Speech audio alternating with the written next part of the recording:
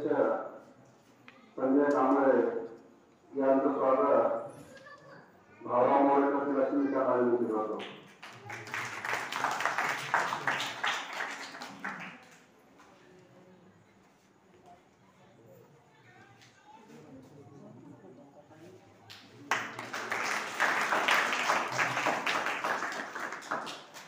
तसेच खंडारे साहेब यांचे सहकारी भोजने साहेब यांचं स्वागत प्रदीप कांबळेकर लक्ष्मीच्या विनंती करतो.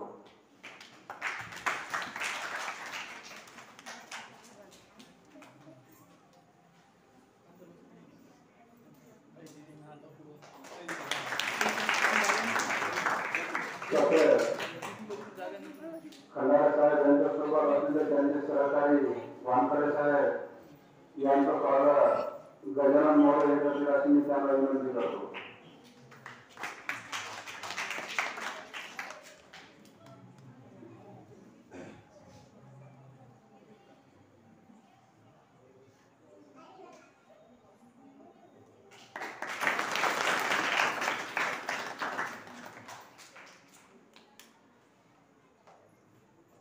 या ठिकाणी आपल्याला मार्गदर्शन करण्याकरिता आलेले खंडारे साहेब यांचं आपल्याला मार्गदर्शन ऐकायचं आहे. तत्पूर्वी आपल्या येथील प्लॉटीतील प्रदीप कांबळे हे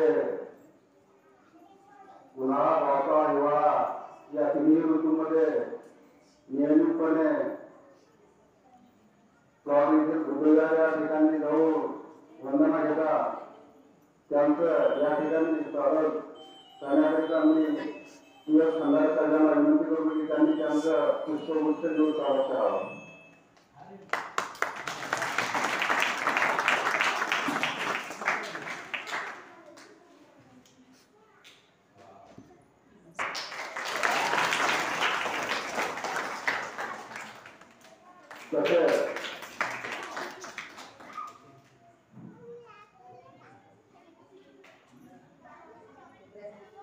तसेच आपल्या गावामध्ये सुद्धा श्रीरत्न गुजरात या ठिकाणी दर रविवारी या विहाराची संपूर्ण देखभाल साफसफाई करण्याकरिता आजच्या कार्यक्रमाचे अध्यक्ष संजय कांबळे हे दर रविवारी न चुकता या ठिकाणी येऊन आपल्या परीने साफसफाई करतात. तरी त्यांचा या ठिकाणी मी आजच्या कार्यक्रमाला उपस्थित असलेले पाहुणे भोजने साहेब यांना विनंती करतो की आपण सुद्धा आजच्या कार्यक्रमाचे असलेले संजय कांबळे यांचं स्वागत करावं.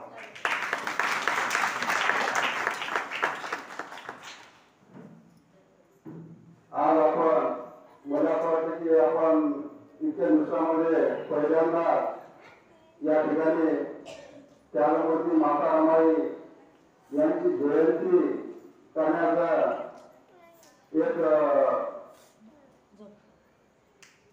आपण यावरती निश्चय केला. इतकी गोष्ट काय गरज नाही तरी ठीक आहे, परंतु आपल्याला बाबासाहेब हे माता रमाईमुळे झालेले आहे हे आपण विसरता कामा नये. कारण माता रमाईच्या काळामध्ये डोंगराला फुले लावून त्यांनी गवळ्या मोळ्या विकून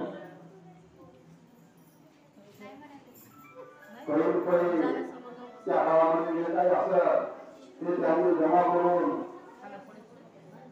आपल्या पतीला म्हणजे बाबासाहेब आंबेडकरांना त्यांनी त्या काळामध्ये खूप काही मदत केली. म्हणून बाबासाहेब घडले, म्हणून त्यांना या ठिकाणी त्यागमूर्ती असे म्हणतात.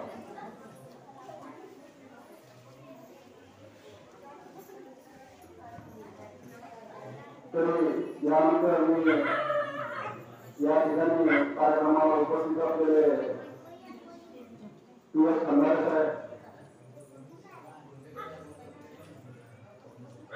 या ठिकाणी मी उपस्थित असलेल्या मुलांना कोणाला काही बोलायचं असेल त्यांनी या ठिकाणी बोलावं.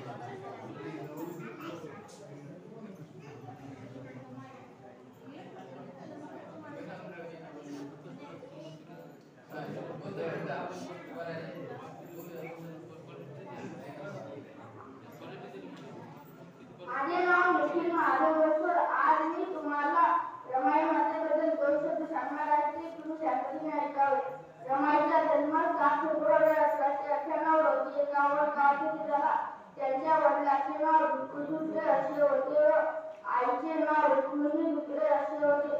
त्यांच्या घराची परिस्थिती अत्यंत गरीबाची होती. अशा असताना त्यांचे बालपण गेले. भीमराव रामजी आंबेडकर यांच्याशी त्यांचा पहिला विवाह झाला. एवढे बोलून माझे 2 शब्द संपवतो. जय हिंद जय भारत.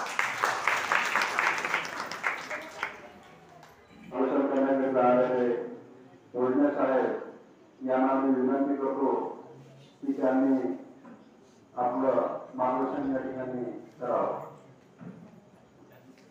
सर्वप्रथम मी आपल्या सर्वांना जय भीम करतो.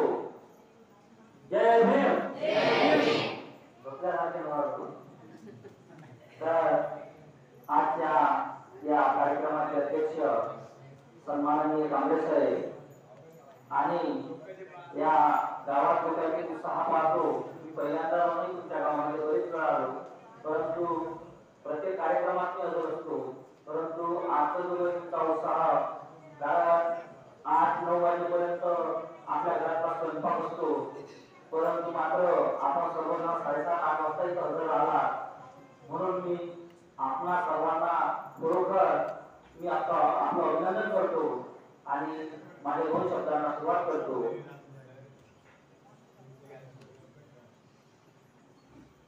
विश्वाला शांतीचा संदेश देणारे तथागत भगवान गौतम बुद्ध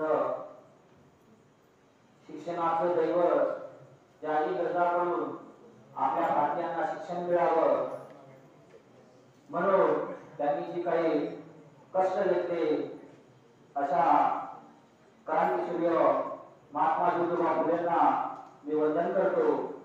आणि विश्वरत्न डॉक्टर बाबासाहेब आंबेडकर ज्यांनी आपल्या तुम्हाला या देशातल्या प्रत्येक नागरिकाला नव्हे तर इथला कुठला प्राणी असो पशु असतो याला स्वतंत्रपणे जगता यावं यासाठी राज्यघटनेच्या माध्यमातून जे काही आपल्याला दिलं अशा या डॉक्टर बाबासाहेब आंबेडकरांना मी अभिवादन करतो आणि ज्यांच्यामुळे बाबासाहेब घडले त्या गोष्टी रमायला वंदन करतो. 4 मुलं गमावले परंतु मात्र बाबासाहेबांनी जेव्हा सांगितलंय की रामो आपले बाळ गेले याचा आपल्याला दुःख आहे, परंतु आपला जो काही रणनीला लागलेला जो काही गरीब समाज आहे याच्यासाठी जर आपण म्हटलो तर खूप काही मिळवलं. आपले 4 मुलं गेले परंतु मात्र या देशाची 9 कोटीची तू आई आहे. अशा पद्धतीने बाबासाहेबांना जी काही शिक्षणासाठी असो संसारामध्ये जी काही मदत लागते त्या सगळं काही या त्याग मातेने आणि या त्याग मातेमुळे बाबासाहेब घडले. मी कसा आहे ग्रंथ वाचून जास्त बोलणार आहे परंतु मी तसं काही करणार नाही कारण साहेबांना बोलायचं आहे. म्हणून मी आपणा 126वी त्यावरती रमाईची जयंती आहे त्या निमित्ताने आपणा शुभेच्छा देतो आणि माझे 2 शब्द संपवतो.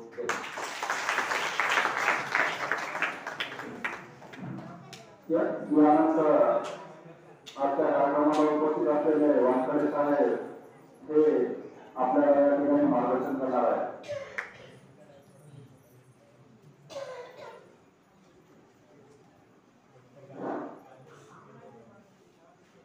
सर्वप्रथम मी आपणा सप्रेम जय भीम करू.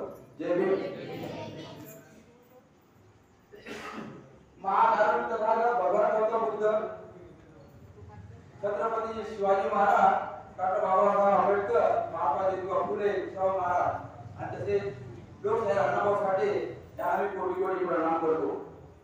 आणि आज त्या महामायेचा या ठिकाणी वाढदिवस म्हणजे जयंती आपण साजरी करत आहोत त्या मातेस मी कोटी कोटी प्रणाम करतो, वंदन करतो.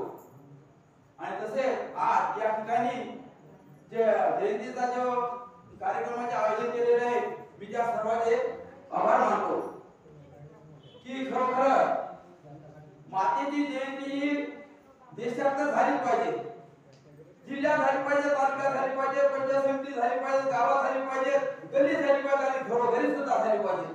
ही महत्वाची बाब आहे. कारण की मी जास्त बोलू शकत नाही कारण की आपले वक्ते आपल्या समोर आपल्याला आपले म्हणजे त्याचे आपल्याला व्याख्या नाही करते. म्हणून मी कविता एक मला गीत सुचलं म्हणून फक्त मी तेवढं सांगतो. दुःख दारिद्र्याचे केले डोळ्यात जमा, दुःख दारिद्र्याचे ज्याने म्हणजे मातेने जमा केले दुःख दारिद्र्याचे केले डोळ्यात जमा, तुम त्यात आहे का ती कोणती रमा. या महामातेनं जे पत्नीसाठी म्हणजे बाबासाहेबांसाठी जेवढं दुःख जमा केलं डोळ्यात म्हणजे जेवढं सहन केलं, शेण वाहिलं, गोऱ्या कापल्या, गोऱ्या विकल्या आणि बाबासाहेबांना शिक्षण शिकवलं अशी कोणती माऊली होणार नाही आणि झाली नाही त्यासाठी होणार की नाही. पतीचं सुख तिने कधी डोळ्यात पाहिलं नाही, बाबासाहेबांचं सुख कधी तिने डोळ्यात पाहिलं नाही. पण घरामध्ये संसार मात्र तिनं त्या घराचा संसार लेकरा बाळाचा ओझ बाबासाहेब परदेशात जायचे तेव्हा तिने स्वतःच्या डोक्यावर पाहिलं, तिने तिच्या प्रेमाची सासू घेतली. म्हणून म्हणतो की तिच्यासारखी कोणी तरी आहे का रमा, तुमच्यामध्ये कोणती रमा आहे का. कारण तिनं आता सांगितलं त्या मागणी किंवा 450 रुपये पगार आला होता. आता जर समजा 4.5 लाख रुपये पगार येते कोणाच्या बाबासाहेबांच्या मृत्यूमुळे. पण ते 4.5 लाखातले पैसे जास्तीत जास्त आपल्या घर संसारासाठी जास्तीत जास्त 2-2.5 लाख खर्च करत असतील. बाकीचा कुणकडे जमा करत असते सांगता येत नाही. म्हातारा महिन्यात तसा पैसा जमा केला नाही, म्हातारा महिन्यात तसा पैसा जमा केला नाही. अहो आता लग्न जर लागून जर आलो की दुसऱ्या शिवचूल वेगळी होते. म्हातारा माना एवढा संसारात हे असताना एवढं दुःख असताना तिने घरात नियंत्रण मांडले नाही. बाबासाहेबांचं नाव तिनं जगात बुलबुल फिरलेले आहे. सर्व गमगमतीचा स्वाद असून पण चालू. म्हणून एक शाहीर म्हणते की म्हातारा माईने आम्ही डोळ्यातून पाहिलं नाही, खरोखर आपण पाहिलं नाही, म्हातारा माईने डोळ्यात पाहिलं नाही पण तरी पुन्हा समुद्र सारंगान समुद्र सारंग गाणं रमा मध्ये पाहिलं नाही, पण उत्तम शाहीरान मात्र तिचं गाणं गायलं. एवढंच मी या ठिकाणी सांगतो. आणि आपल्यामध्ये बी तशीच रमा उत्पन्न झाली पाहिजे आणि त्या रमाप्रमाणे आपण वागलं पाहिजे. एवढंच मी इथे या ठिकाणी अपेक्षा बाळगतो. आणि आज माता रमाई जयंतीच्या आपल्या सर्व हार्दिक शुभेच्छा देतो. थांबतो. जय भीम, जय महाराष्ट्र.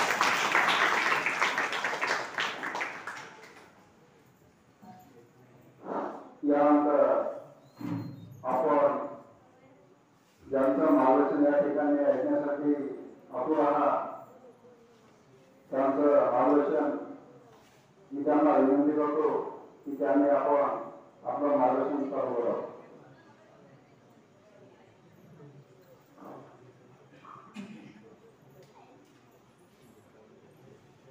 मला वाटतं म्हणजे आवाज हा जास्त घुमतोय. मला आपण काय बोलतोय हेच काही कळत नव्हतं मला जास्त. पण बाहेरच्या लोकांना आवाज येतो का व्यवस्थित? मध्ये थोडा प्रॉब्लेम येतोय, त्यामुळे आवाज घुमतोय सगळा.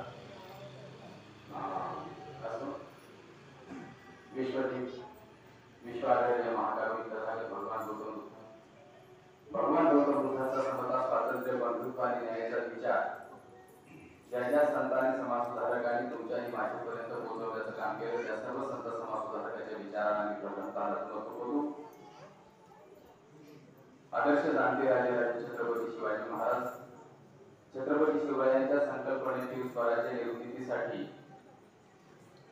आणि इथल्या व्यवस्था परिवर्तनासाठी कार्य करणारे महात्मा ज्योतिराव फुले, महात्मा ज्योतिराव फुलेंना समर्थपणे साथ देणारे विधीचे आद्य क्रांतीज्योती सावित्रीबाई फुले, महात्मा फुले आणि सावित्रीबाई फुलेंचा समतेचा विचार कृतीशीलपणे अंगीकारण्यासाठी आणि ज्यांनी या देशामध्येच नव्हे तर संपूर्ण जगामध्ये आरक्षण आणि आरक्षणाची भूमिका सर्वप्रथम आपल्या कोल्हापूर संस्थांमध्ये ज्यांनी निर्माण केली ते राजे छत्रपती शाहू महाराज.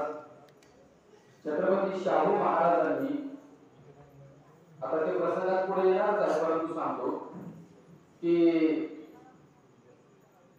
महामानव बाबासाहेब आंबेडकर ज्यावेळेस विलायतेवरून बॅरिस्टरची पदवी घेऊन भारतामध्ये येतात आणि ते शाहू राजांना कळतं की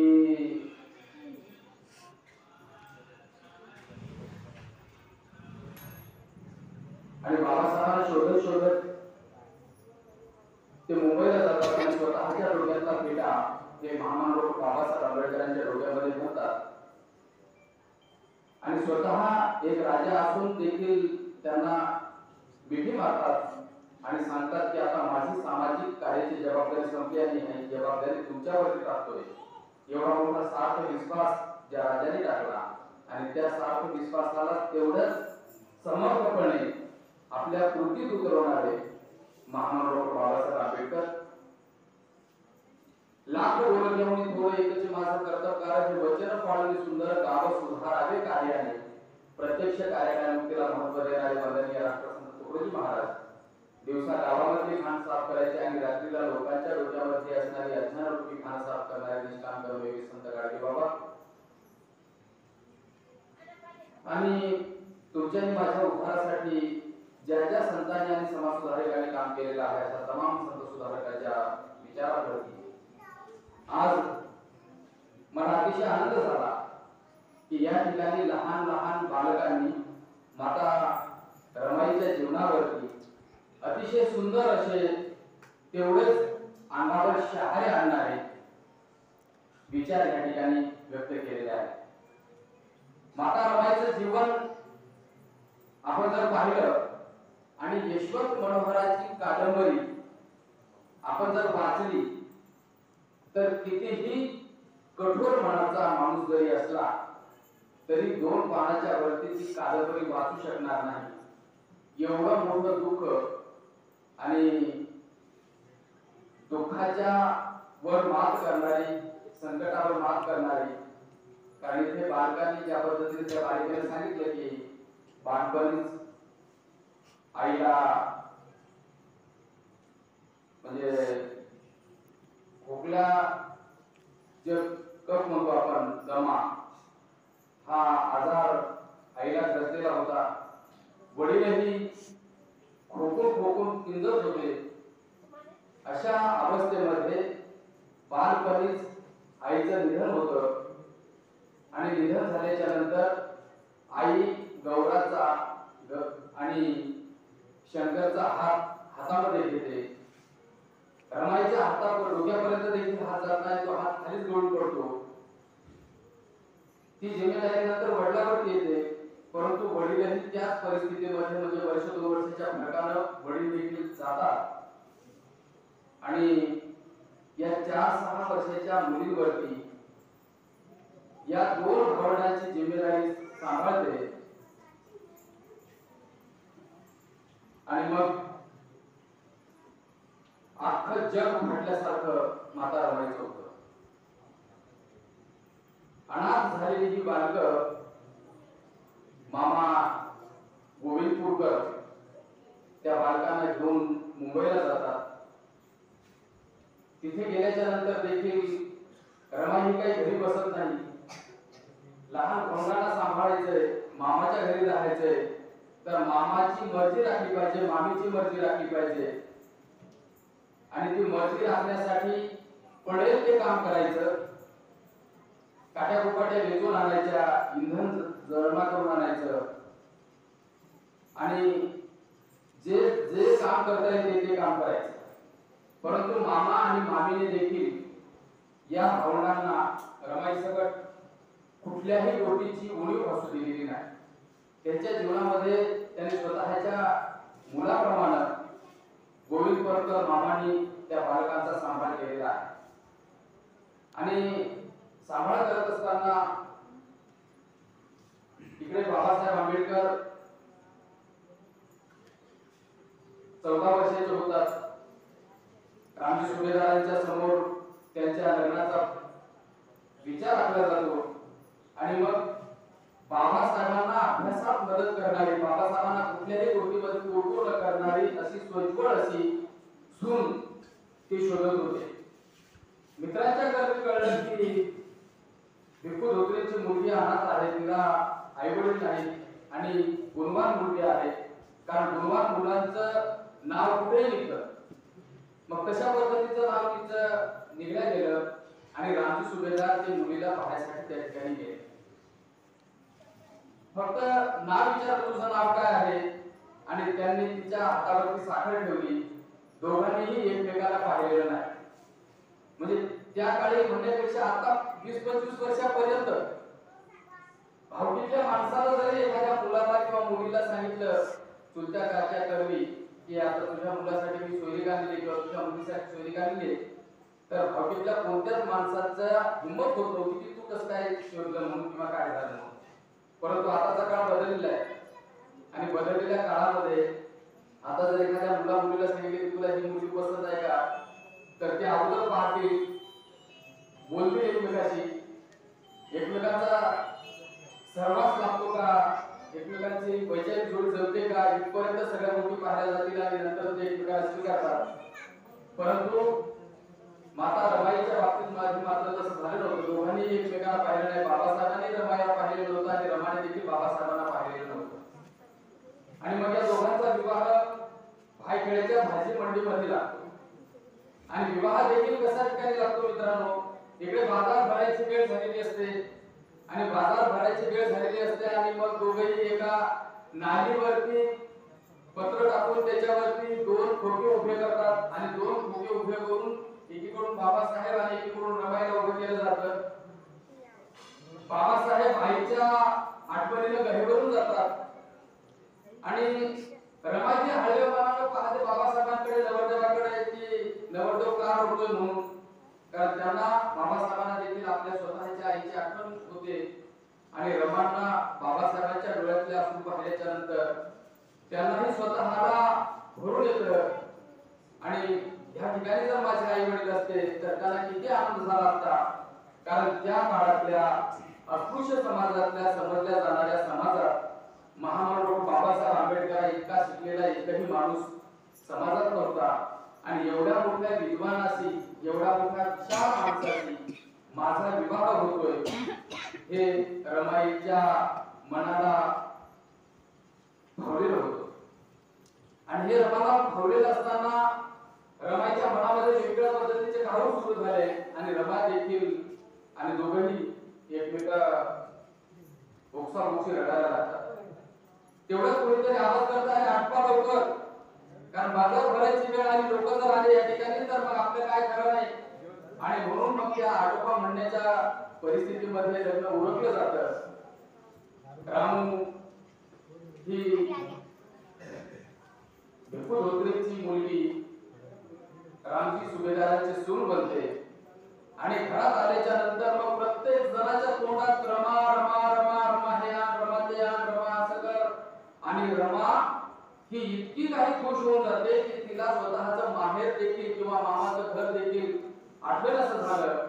आणि तिची गाठ जी असते ती गाठ एका भीमराव नावाच्या व्यक्तीशी बांधलेली नाही मित्रांनो, तर ती एका वादळाशी आणि क्रांती सूर्याशी बांधलेली ती गाठ.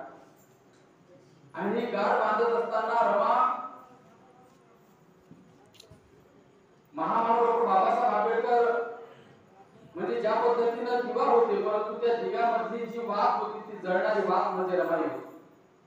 रमाईच्या संसारामध्ये किती नेटनेटकेपणा होता, किती शालीनता होती, किती नम्रता होती. आणि तिच्या शालीनतेमध्ये नम्रतेमध्ये ती घरातल्या प्रत्येक व्यक्तीची काळजी घेत होती. आणि काळजी घेत असताना महामानव बाबासाहेब आंबेडकरांनी त्यांना लिहायला आणि वाचायला शिकवलं.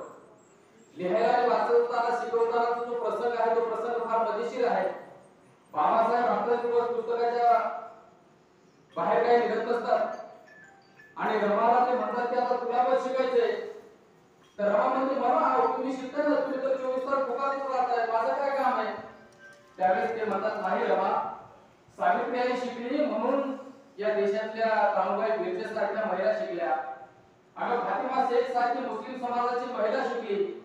एवढंच नाही तर मुक्ता साळवे नावाची मातंगाची मुलगी जेव्हा शिकली तेव्हा तिथल्या व्यवस्थेला प्रश्न विचारायला लागले वयाच्या 10व्या-12व्या वर्षी की आम्ही देव आणि धर्म नसलेली माणसं आहोत.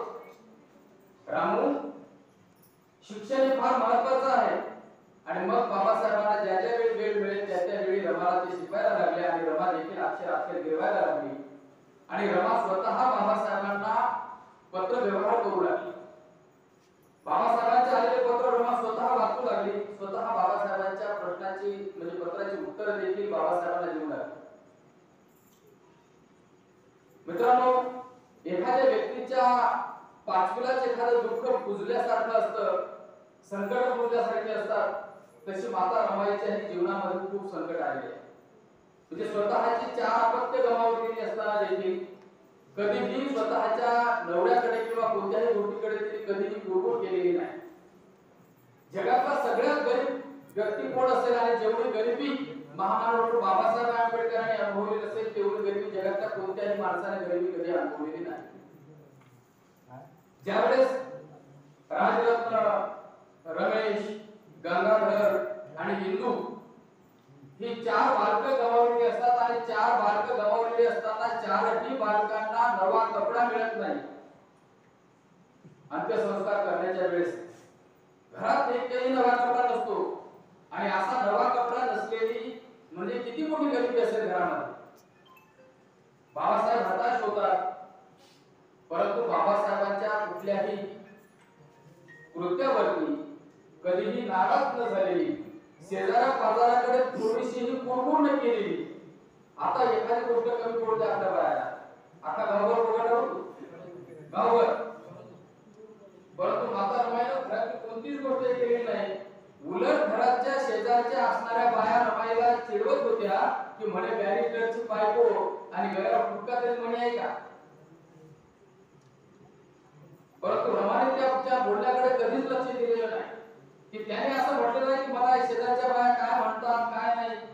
परंतु रमाने मात्र एक मागणं मागितलं होतं आणि ते मागणं स्वतःसाठी मागितलेलं नव्हतं, तर बाबासाहेबांच्या जीवनामध्ये कुठल्याही प्रकारचं दुःख बाबासाहेबांवरती येऊ नये म्हणून विठुरायाचं दर्शन घेण्याची इच्छा रमाईने बाबासाहेबांकडे व्यक्त करून दाखवलेली होती की मी विठुरायांना अशा पद्धतीचं कबूल केलेलं आहे, तुम्ही मला पंढरपूरला घेऊन चालू म्हणून.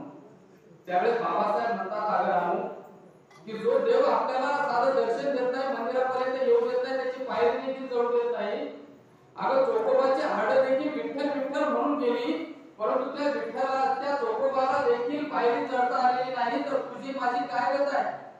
आणि म्हणून तुला जर पंढरपूरच जर पाहावा असेल तर मी दुसरं नवं पंढरपूर उभं करेन की ज्या ठिकाणी कोणत्याही माणसाला तिथे येण्याची बंदी नसेल, प्रत्येक माणूस हा समानतेने आणि अभिमानाने त्या ठिकाणी येईल, अशा पद्धतीचं पंढरपूर मी नवं बसवेन रमा.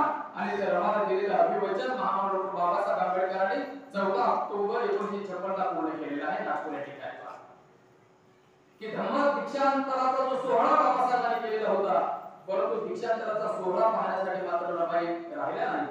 आणि रमाईच्या जो संकल्प होता तो पूर्ण करण्यासाठी महामानव डॉक्टर बाबासाहेब आंबेडकरांनी कृती केलेली आहे. रमाईचं जीवन हे त्या कठीण खडतर प्रवासात गेलेलं आहे. आणि म्हणूनच मगाशी ताईने देखील उल्लेख केला भाषणामध्ये की कोणत्याही पुरुषाच्या यशस्वीतेच्या पाठीमागे हा स्त्रीचा हात असतो. कारण यशस्वी पुरुषाच्या पाठीमागे जर स्त्रीचा हात नसला तर त्या पुरुषाचं जीवन हे जीवनच राहत नाही. कारण स्त्रियांना कडे पुरुषांना शिखरावर पोहोचवायचं का त्याला मातीत गाडायचं एवढी मोठी ताकद महिलांच्या मध्ये आहे. आणि म्हणून माता रमाईनं हे जे त्यागाचं बलिदानाचं प्रतीक म्हणून आपण जे रमाईकडे पाहतोय, त्या सगळ्या गोष्टीकडे आपण माता रमाईकडे कटाक्षाने पाहिलं पाहिजे. कुटुंबाचा उदरनिर्वाहाचं साधन आणि बाबासाहेबांना जी शिष्यवृत्ती मिळत होती ती तुटपुंजी होती. आणि म्हणून स्वतः गवळ्या थापायच्या, त्या विकायच्या, घर खर्चही भागवायचा आणि बाबासाहेबांना देखील पैसे पाठवायचे. एवढा अपार कष्ट माता रमाईनं केलेला आहे. बाबासाहेब ज्यावेळेस विदेशातून येतात आणि सगळी दुनिया बाबासाहेबांच्या स्वागतासाठी जाते आणि रमाई मात्र विचार करत बसते की सगळे लोक बाबासाहेबांच्या स्वागतासाठी चालले तर मी जायचं तर कसं जायचं? फटक्या लोकड्या जाऊ तर लोक म्हणतील बॅरिस्टरची पत्नी आहे का? जायचं तर कसं जायचं? विचार करते काय करावं. घरात कोणतं लुगडं 17 बिडे पडलेले, गाठी मारलेले आहेत, काय करायचं? नेमकं लुगडं नेसायचं कोणतं? आणि घरात एकही लुगडं नेसण्यालायक नसतं. आणि तिला आठवण होते की शाहू राजांनी माझ्या राजांना बाबासाहेबांना जो फेका भेट दिलेला आहे जरीचा पटका, तो पटका जर मी नेसले तर, आणि पटक्याची लांबी किती असते मित्रांनो? रुंदी किती असते? लांबी जरी भरपूर असली तरी रुंदी त्याची कमी असते ना, हातभर हात रुंदी असते. ते लुगड्यासारखे नेसता येत नव्हतं तरीही माता रमाई ते नेसते आणि बाबासाहेबांच्या स्वागतासाठी जाते. परंतु बाबासाहेब गर्दीमधनं पाहतात आणि रमाईकडे ज्यावेळेस बाबासाहेबांची नजर जाते त्यावेळेस रमाई पटकन बाबासाहेबांकडे जातात आणि बाबासाहेबांना वाकून पायावरती ज्यावेळेस मुंडकं ठेवतात त्यावेळेस बाबासाहेबांचा बुट हा मोठा चिंबस झालेला असतो आसमान.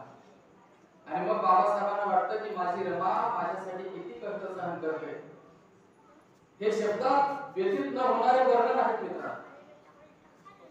आणि मग बाबासाहेब त्या वर्णनाकडे आणि त्या पब्लिककडे पाहून ते दुःख कशा पद्धतीने घेऊन बसलेले असते.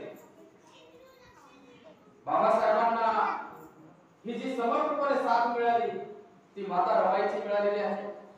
आणि शाहिराने या पद्धतीने सांगितले की तुमच्यात आहे का अशी कोणती रमा? मायानो आणि या बालकांनो, आपल्यावरती खूप मोठी जिम्मेदारी आहे. आपल्या समाजाची जिम्मेदारी आहे, आपल्या कुटुंबाची जिम्मेदारी आहे. आणि कुटुंबाची जिम्मेदारी निभवत असताना मी तुम्हाला सर्वप्रथम सांगतो की आपल्याला मुलांना जर घडवायचं असेल तर आपण मुलांच्या शिक्षणाकडे जास्तीत जास्त लक्ष दिलं पाहिजे. आपण मुलांकडे, कारण येणारा काळ धोक्याचा आहे.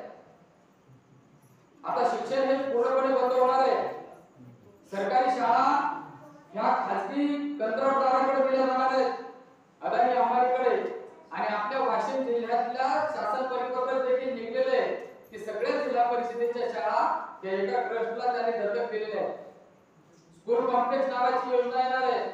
म्हणजे पूर्वी शाहू राजांनी जर बाप मुलाला जर शाळेत घालत नसेल तर त्याला 1 रुपया दंड ठोठावा. म्हणजे त्या काळात 1 रुपया दंड ठोठावा म्हणजे आजच्या 1000 रुपये दंड होता.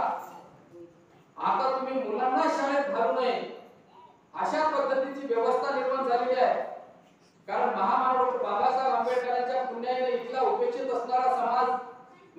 महारच नाही तर 85% समाजाला बाबासाहेबांच्या पुण्यामुळे आरक्षणामुळे शिक्षण मिळायला लागलं, गुणवत्ताधारक विद्यार्थी बनायला लागले, मोठ्या हुद्द्यावरती जायला लागले, हे इथल्या व्यवस्थेला पचले नाही झाले. आणि म्हणून त्यांनी स्कूल कॉम्प्लेक्स नावाची एक योजना आणली आहे, नॅशनल एज्युकेशन पॉलिसी. त्याच्या अंतर्गत 25 ते 30 किलोमीटर परिघामध्ये एक शाळा उघडतील आणि त्या शाळेमध्ये सुरुवातीला सांगतील की आम्ही तुमच्या मुलांना शाळेपर्यंत घेऊन जाऊ. वर्ष 2 वर्ष ते मुलांना शाळेतही घेऊन जातील, परंतु दुसऱ्या वर्षी सांगतील की आता आम्हाला हे मुलांना नेणं काही परवडत नाही. ज्या बापांना असं वाटत असेल की मुलगा शिकला पाहिजे त्यांनी वर्षाचे 1 लाख रुपये भरायचे आणि मुलांना शाळेत पाठवायचे. आता आजही आपल्या समाजाची परिस्थिती अशी आहे की संध्याकाळची सांज काम केल्याशिवाय भागत नाही. संध्याकाळची चूल आपल्या आजही लोकांची, बऱ्याचशा लोकांची काम केल्याशिवाय आणि रोज मजूर केल्याशिवाय संध्याकाळची चूल भागत नाही. अशा लोकांनी उद्या आपल्या मुलांना कशा पद्धतीचं शिकवणार आहोत आपण. आणि 2024 नंतर म्हणजे इलेक्शन नंतर आता लोकसभेच्या निवडणुका येतील, नंतर विधानसभेच्या निवडणुका येतील आणि त्या निवडणुकीत जे चालू सरकार आहे ते सरकार जर पुन्हा उदयास आलं आणि ते जर कायम जर झालं तर मात्र आपल्यालाच नव्हे तर सगळ्या लोकांना वर्ण व्यवस्थेत राहावे लागणार आहे, इथल्या घरतेत राहावे लागणार आहे. याचे धोके त्यांना आज काही जाणवत नाही. वेगवेगळ्या लोकांच्या नावाखाली एक म्हटलं की ते सगळेजण एक येतात, त्यांनी ज्या पद्धतीने म्हटलं त्या पद्धतीने ते काम करायला लागतात. परंतु मायानो तुमच्यावरती आता रमाईची भूमिका तुम्हाला निभावावी लागणार आहे. आपल्या लेकरांवरती योग्य पद्धतीचे संस्कार घडवावे लागणार आहेत आणि मुलांवरती योग्य पद्धतीचे संस्कार जर घडवायचे असतील तर घरामधलं तुमचं व्यसन तुम्हाला कायमचं बंद करावं लागणार आहे.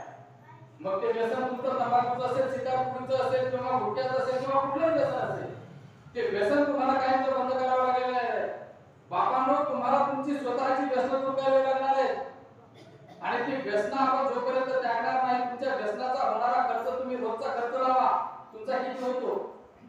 तुमचा रोजचा खर्च जर तुम्ही केला तर महिन्याचा खर्च लावा, तुमचा महिन्याचा खर्च किती होतो आणि महिन्याचा खर्च तुम्ही लावा आणि वर्षाचा हिशोब काढा.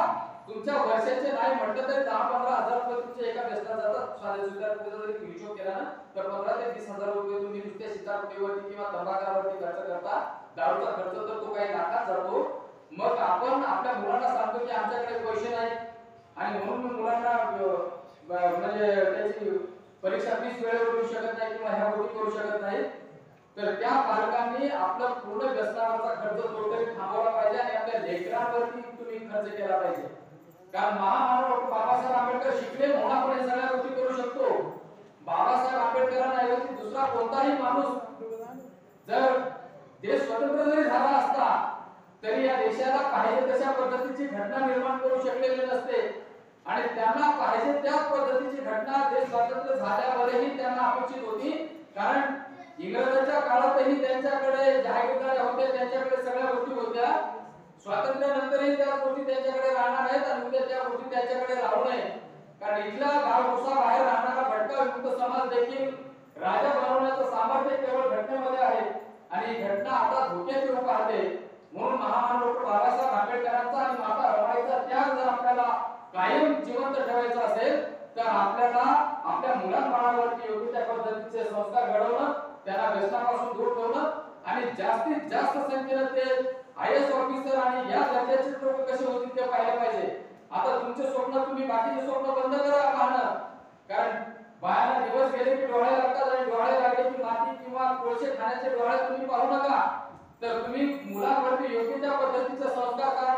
आपल्या धर्मामध्ये गर्भसंस्कार नावाचा एक विधी आहे ना विधी म्हणजे जे 10 संस्कार आपण सांगितलेले आहेत त्या 10 संस्कारामध्ये गर्भसंस्कार नावाचा एक संस्कार आहे की त्यामध्ये बालकांवरती, कारण 5 महिन्याचं बाळ पोटामध्ये वाढत असताना त्याला ऐकू येतं आपण काय बाहेरचे बोलतो, काय वातावरण चालतं आणि ते वातावरणाचे संस्कार त्या बाळावरती जन्मतात आणि मग बाळ एखादा नाचायला लागेल मग तो आपण पहा कसा शाहरुख खान सारखा नाचायला लागलाय.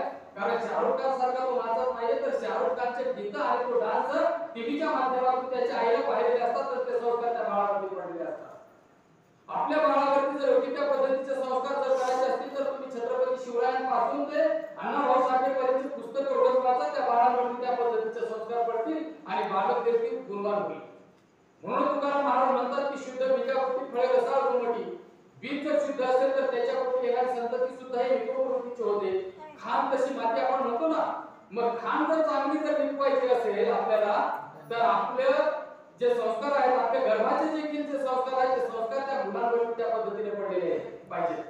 आणि म्हणूनच एका कवीने म्हटलंय की गिरिता म्हणजे त्याला जी नजर आली बाळाले तर त्याला कोणाचे फोटो दाखव, बाबासाहेबांचे या मानवाचे फोटो दाखव. बोलता आलं तर त्याला त्रिशरण पंचशील शिकव, आणि त्याला वाचता लिहिता आलं तर त्याला भारतीय संविधान वाचायला आणि लिहायला शिकवा मित्रांनो.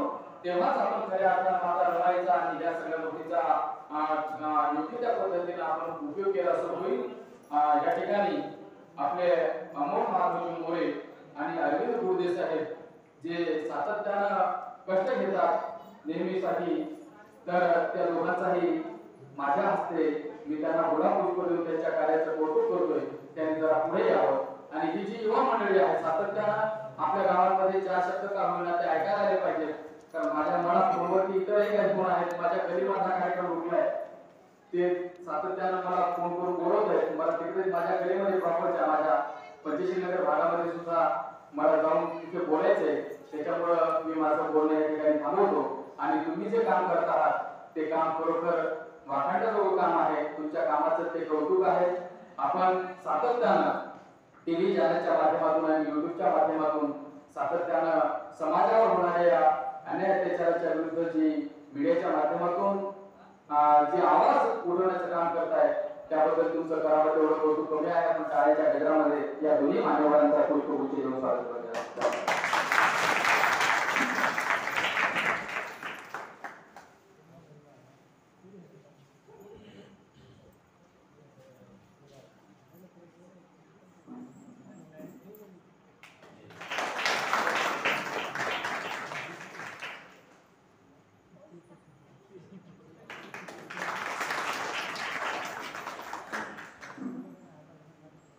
यानंतर अध्यक्षीय भाषण तसेच समारोपीय हे मी आजच्या कार्यक्रमाचे अध्यक्ष संजय कांबळे त्या अध्यक्षीय भाषण करण्यासाठी आम्ही या ठिकाणी विनंती करतो.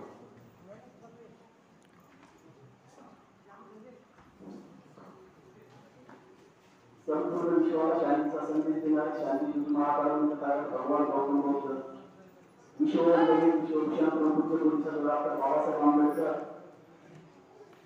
माता रमाई, माता भीमाई, माता सावित्रीबाई फुले यांच्या प्रतिमेला विचारांना सर्वप्रथम वंदन करतो. आज आम्हा बहुजनांची आई, 9 कोटींची आई, त्यागमूर्ती माता रमाबाई आंबेडकर यांची 126वी जयंती त्रिवर्ष ऋतुवारी आपण साजरी करत आहोत. तुझा जर आपल्याला कोणीतरी विचार एकदा वेळामध्ये काय कार्यक्रम झाला, आपण थांबण्याने सांगू शकतो की आपण जयंतीचा कार्यक्रम घेतला, पण खरं तर हे आहे की महामान होते म्हणून आपल्याला हा कार्यक्रम साजरा करता आला. पूर्वी एवढं सामाजिक स्वातंत्र्य नव्हतं, आर्थिक परिस्थिती गरिबीची होती, पण डॉक्टर बाबासाहेब आंबेडकरांना शिक्षणाची फार आवड होती. अशा गरीब परिस्थितीमध्ये रमाबाई आंबेडकर यांनी सेवेत वेगवेगळ्या वेळमधून करून कामाचे पैसे डॉक्टर बाबासाहेब आंबेडकरांच्या शिक्षणासाठी देत असायच्या. रमाबाई आंबेडकर यांचे 4 पुत्र मला पाहिले. डॉक्टर बाबासाहेब आंबेडकर यांनी समजूत केली की रमाबाई तुझे आज 4 पुत्र जरी मला पाहिले तरी तू 9 कोटी मुलांची आई आहे. अशा मातृफुल्य रमाबाई आंबेडकर यांना माझी तीव्र वंदन करतो आणि जयंती सर्वांना आम्ही शुभेच्छा देतो. व माझे थोडे शब्द इथं थांबतो. आजच्या या कार्यक्रमाला उपस्थित असलेले PS कंधारे साहेब, भोजने साहेब, तसेच वानखडे साहेब आणि इथे उपस्थित असलेले सर्व बौद्ध उपासक उपासिका बालबालिका यांनी आपला कामातून वेळ काढून या कार्यक्रमाला येऊन कार्यक्रमाची शोभा वाढवली, त्याबद्दल मी येथे उपस्थित असलेल्या सर्वांचं या ठिकाणी आभार मानतो. आणि हा कार्यक्रम संपला असे मी या ठिकाणी अध्यक्षाच्या वतीने जाहीर करतो.